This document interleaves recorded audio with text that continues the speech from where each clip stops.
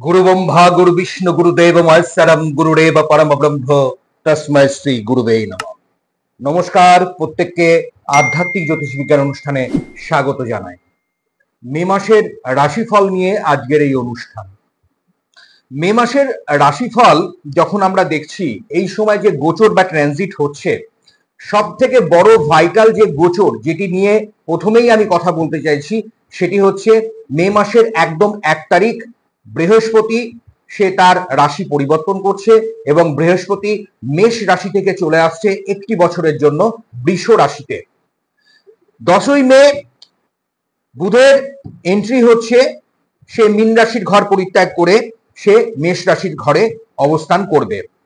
14ই মে রবি সে Taurus অর্থাৎ বৃষ রাশির ঘরে কিন্তু তার ঘর পরিবর্তন, অর্থাৎ মেষ রাশি থেকে রবি 14ই মে চলে আসছে বৃষ রাশির ঘরে। 19শে মে কিন্তু এখানেও আমরা দেখব শুক্র সেও কিন্তু মেষ রাশির ঘর পরিবর্তন করবে এবং সে বৃষ রাশির ঘরে অবস্থান করবে। একইভাবে বৃষ রাশির ঘরেও কিন্তু দেখা যাচ্ছে একদম যেতে যেতে এই মাসের শেষ অর্থাৎ 31শে মে বুধেরও কিন্তু বৃষ রাশির ঘরে তার প্রবেশ হবে। রাহু এবং কেতু আপনারা জানেন একদম 1.5 বছর অন্তর তার ঘর পরিবর্তন হয়, তাই রাহু আছে একদম মীন রাশির ঘরে এবং তার সপ্তম ঘরে যে অ্যাক্সিস আছে সেখানে কন্যা রাশির ঘরে কিন্তু কেতু আছে। শনি নিজের ঘর অর্থাৎ কুম্ভ রাশির ঘরেই মূল ত্রিকোণে অবস্থান করে আছে এবং চন্দ্র প্রতি সোয়া 2 দিন কিন্তু তার ঘর পরিবর্তন হয়। এটা হচ্ছে মে মাসের একটা সার্বিক গোচর বা নক্ষত্রের একটা প্রভাব। মনে রাখবেন প্রতিটি ঘরের যখন গ্রহের অবস্থান পরিবর্তন হচ্ছে, আপনার রাশি লগ্ন নক্ষত্র আপনার যাই থাকুক তার উপর একটা বিশেষ প্রভাব কিন্তু পড়ছেই পড়ছে।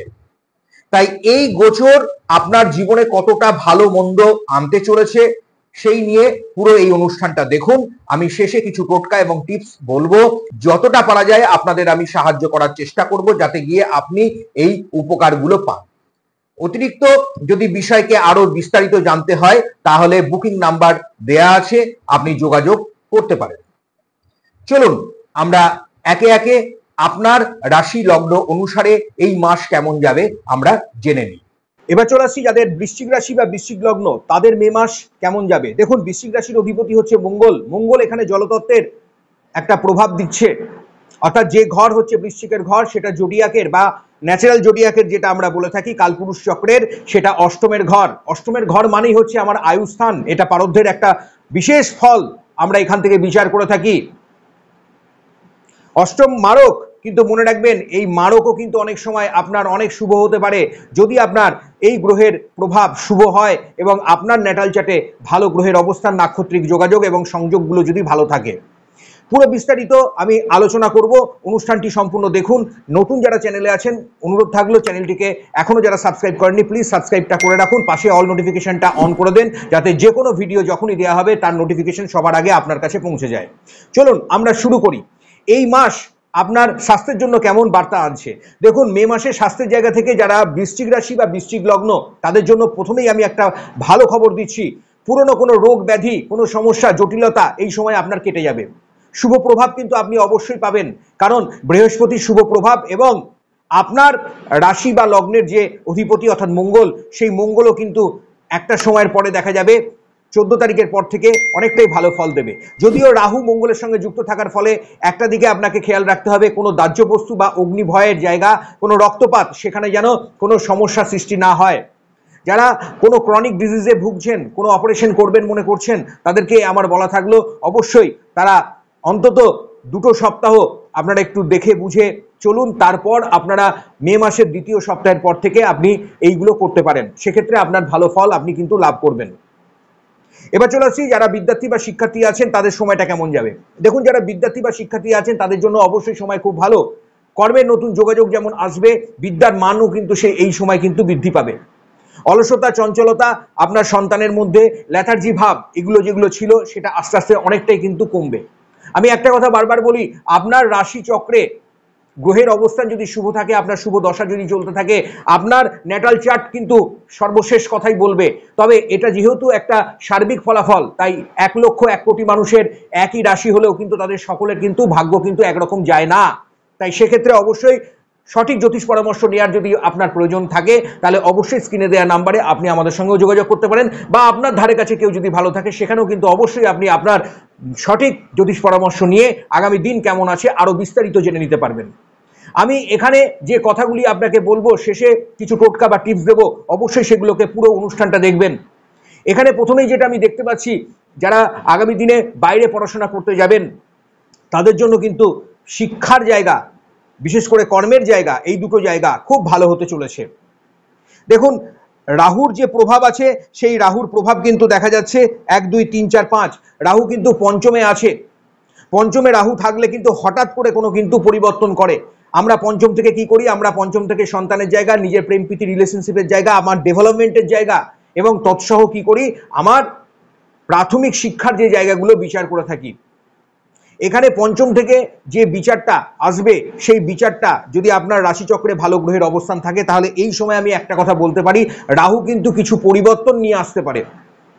স্বাস্থ্যের জায়গায় যেমন ভালো হয়ে যাওয়ার একটা পরিবর্তন, আবার হঠাৎ করে অনেক রকমের রোগ শোক ভোগ কিন্তু যেগুলো এতদিন চলছিল, হয়তো আপনি বুঝতে পারছিলেন না, তার কারণ জানতে পারছিলেন না, এবার সেগুলোর কিন্তু সঠিক পরামর্শ নিয়ে সেখান থেকে বেরিয়ে আসার একটা উপায় কিন্তু আপনি পাবেন।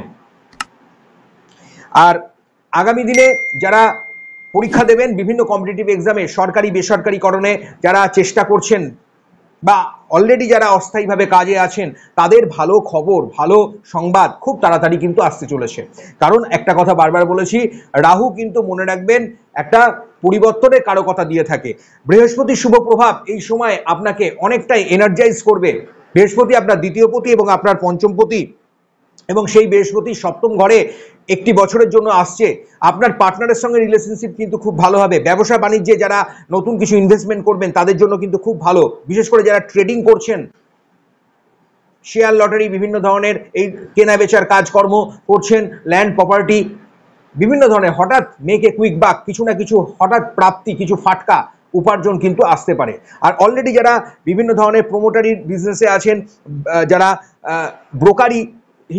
ব্রোকার হিসাবে কাজকর্ম করছেন, মিডলম্যান হিসাবে কাজকর্ম করছেন, তাদের জন্য কিন্তু খুব ভালো। স্বর্ণ অলংকার, লৌহ সামগ্রিক, খনিজ বস্তু, ভূমি সংক্রান্ত ব্যবসা বাণিজ্য, জমি বাড়ি, ল্যান্ড প্রপার্টি, যারা সেরিকালচার, হর্টিকালচার, এগ্রিকালচার ডিপার্টমেন্টের সঙ্গে যুক্ত আছেন তাদের জন্য, যারা কৃষিকাজের সঙ্গে যুক্ত আছেন তাদের জন্য সময়টা কিন্তু খুবই ভালো বলা যায়, খুব পজিটিভ বলা যায়। এগুলো আপনাকে দেখতে হবে।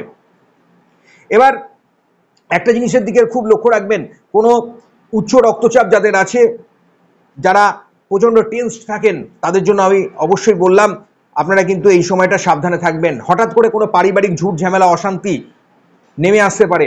পরিবারের মধ্যে একটা বনিবনার অভাব কিন্তু হতে পারে। কারণ ওই যে বললাম, রাহু একটা পরিবর্তন আনে, দিনে রাতে পরিবর্তন করিয়ে দেয়। তার জন্য অবশ্যই সঠিক জ্যোতিষ পরামর্শ নিয়ে আপনাকে এই জিনিসগুলোকে যতটা পারা যায় যাতে কম হয় আপনার ভাগ্যচক্রে, আপনার রাশিচক্রে, সেগুলোকে আপনাকে দেখে নিতে হবে। এবার চলে আসছি যারা কর্মপ্রার্থী আছেন তাদের সময়টা কেমন। দেখুন, কর্মের কথা আমি শিক্ষার্থীদের সঙ্গে জুড়ে দিয়েছিলাম একটু আগেই, আমি আবার রিপিট করছি, এই সময় কর্মের যোগাযোগ ভালো হবে। নতুন কর্মের একটা প্রাপ্তিযোগ, বা যে কর্মেই আপনি আছেন সেখান থেকে পদোন্নতি, পদমর্যাদা বৃদ্ধি, সম্মান বৃদ্ধি আপনার আসতে চলেছে। কিছু নতুন ইনভেস্টমেন্ট যারা করবেন তারা এই সময় কিন্তু, এই মে মাস আপনাদের জন্য কিন্তু খুবই ভালো। এবার দাম্পত্য এবং পারিবারিক দিক আপনার কেমন থাকবে। দেখুন, রিলেশনশিপের জায়গা, দাম্পত্য সম্পর্কের জায়গা অবশ্যই এই সময় ভালো আছে। কোনো শুভ মাঙ্গলিক কর্মের প্রভাব আপনি দেখতে পাবেন। যারা এতদিন ভাবছিলেন বিবাহ করবেন কি করবেন না, তাদের জন্য সময়টা কিন্তু খুবই ভালো। সন্তান নেয়ার জন্য অবশ্যই সময় খুব ভালো। তবে অবশ্যই আমি একটা কথা বারবার বলছি, 13 তারিখ পর্যন্ত আপনাকে একটু শান্তভাবে থাকতে হবে। 14 তারিখ মে মাসের পর থেকে সময়টা অবশ্যই অনেক পজিটিভ, অনেক ভালো। প্রেম রিলেশনশিপের জায়গা আপনার কিন্তু ভালো আছে। পার্টনারের সাপোর্ট কিন্তু অবশ্যই আপনি কিন্তু দেখতে পাবেন। আপনার ক্ষেত্রে শুভ সংখ্যা এখানে 5 সংখ্যা। আপনার ক্ষেত্রে শুভ রং লাল রং এবং হলুদ বর্ণ আপনার জন্য অতীব শুভ। পারলে অবশ্যই হনুমান চালিসা যেমন পাঠ করবেন, তার তৎসহ আপনি নবগ্রহ স্তোত্রমটি পাঠ করুন। মেঠে সিঁদুর স্পর্শ করাবেন কপালে শনি এবং মঙ্গলবার। বাড়ির বাইরে যান, যদি আপনার কোনো বকেয়া টাকা বা কোনো ধার দেনা লোন এগুলো নিয়ে আপনি জর্জরিত আছেন, সেখান থেকে অবশ্যই আপনি অনেকটাই ভালো ফল পাবেন। যদি আপনার মনে হয় আপনি সম্পূর্ণ নিজের জন্মছকের সঠিক জ্যোতিষ বিশ্লেষণ করতে চাইছেন, তাহলে স্ক্রিনে দেওয়া নাম্বারেও আপনি যোগাযোগ করতে পারেন। সেক্ষেত্রে কিছু প্রসিডিওর আছে, সেগুলো আপনাকে জেনে নিতে হবে।